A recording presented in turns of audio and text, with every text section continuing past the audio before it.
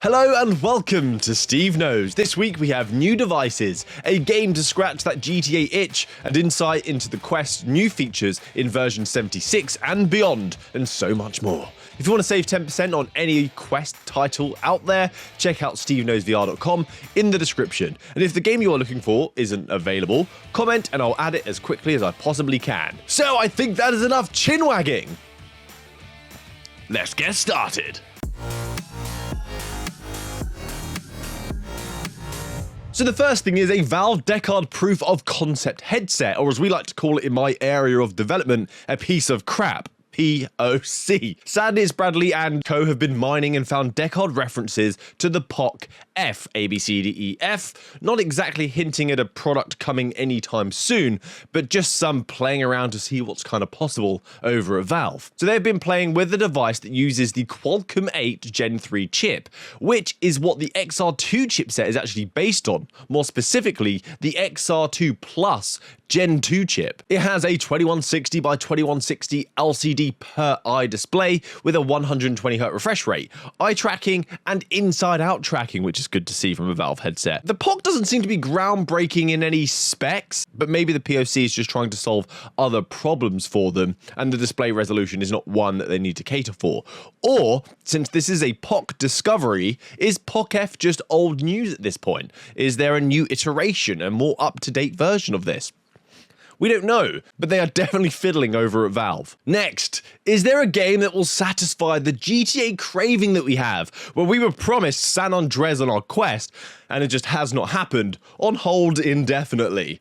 Well, it looks like Skya has taken this into their own hands and is releasing Viper Vice, an open-world physics-based experience set in a city where you can get up to no good. It has the good old pulling people out of cars that I loved in GTA, getting chased by the police, provoking innocent civilians, just being an absolute asbo. In the video, there was something cool though, where a police officer was like, drop your weapon, and you drop it, and then they asked you to put up your hand. It was just a nice touch. It was like, they've dropped the gun, what's next? Viper Vice is available to wishlist now, but it's not going to be available for a few months in early access. The graphics obviously don't look the best.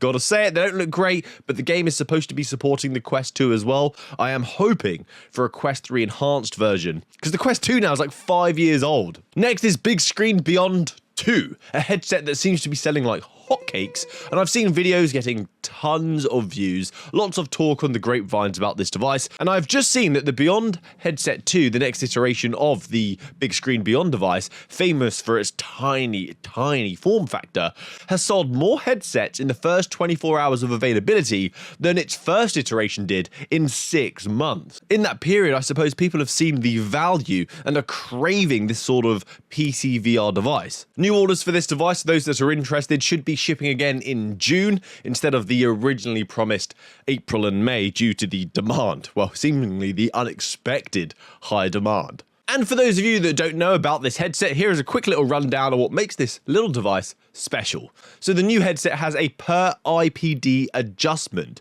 So if you don't have a symmetrical face, you can move each lens independently. The headset weighs just 107 grams. That is nearly 4 times lighter than the Quest 3. That is achieved because it relies on base stations and it doesn't have built-in speakers. So you'll need an old setup for VR using the base stations for tracking, but arguably a better tracking system. It has pancake lenses and a comparable FOV to the Quest 3 as well. I think it's 3 degrees less vertically. It will have eye tracking features if you get the Beyond 2E version, which is a couple $100 more expensive. It uses micro OLED displays for better true colors, and as I said, it's going to set you back $1,000 to $1,200 for this device. So it's not cheap. It's definitely an enthusiast device because you need additional items for the setup as well, such as audio and base stations. If you guys know of anything else that people need to know about this device, please comment it down below. Now on to the exciting news about the Quest. It would not be a news update without a mention of Luna's finding, and a tip for this video is definitely deserved. There are such fantastic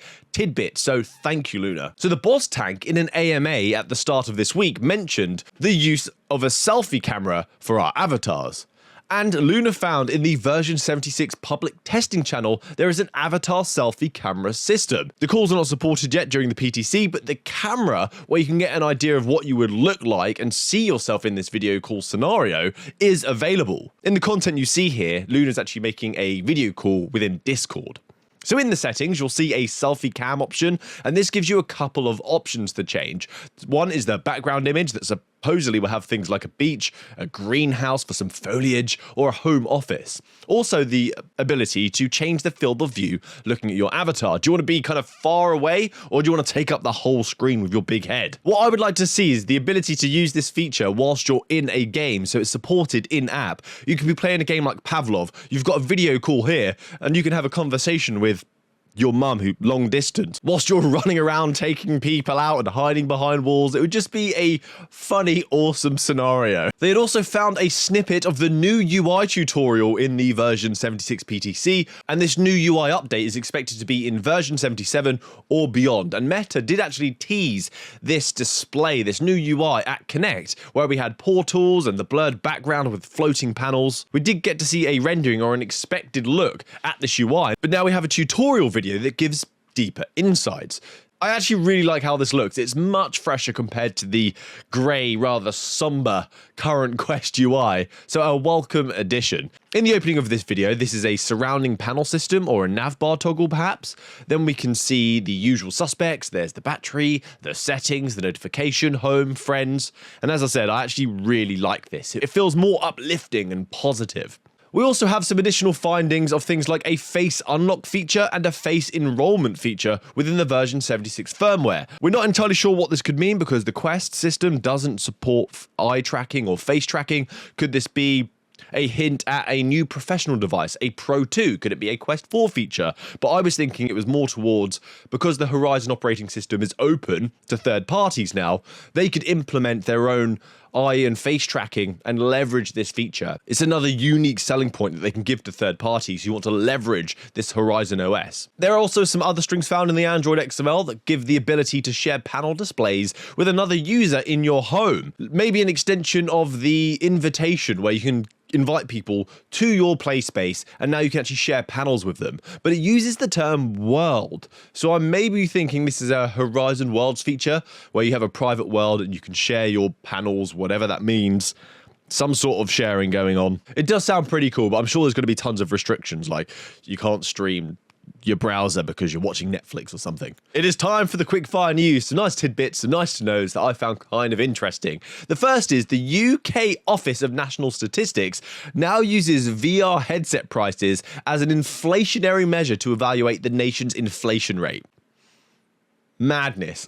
Next, and oddly enough, during my VR maturation, or my maturation in life, I find these tabletop mixed reality games more of a joy to play. I get more excited to play them, and this one looks like a Team 17 title called Tabletop Troopers. It contains strategizing to take out the enemy team, a bit like Worms, but we're no longer in the 90s, we're in 2025. Oh my good, 35 years ago the 90s started. Next, Meta CTO said he did not want to change the branding of VR from Oculus to Meta, but sadly he can't tell us why they did this due to statute of limitations, but I want to know why. What is the story behind this one? Because it seems like the community didn't want it, the CTO didn't want it. Why did it happen? And finally, Onward 2.0 is coming March 25th after a release trailer dropped showing the really impressive overhaul of this game. It needed the facelift. It was an ugly child when it was born, and then uglier when it was released on Quest, but the trailer is a PC capture, so I hope to see relative improvements on the Quest 3. We'll wait and see on March 25th where they bring new weapons, new maps, and new characters on top of this overhaul. So that's it from me today, guys. Thank you so much for watching to the end of the video. Please subscribe and join me for next time. And if you want to save 10% on any of your Quest games, check out SteveKnowsVR.com and let me know if a game that you want isn't there, because I can add it really quickly. But more importantly, have a great week. Happy gaming. Good day!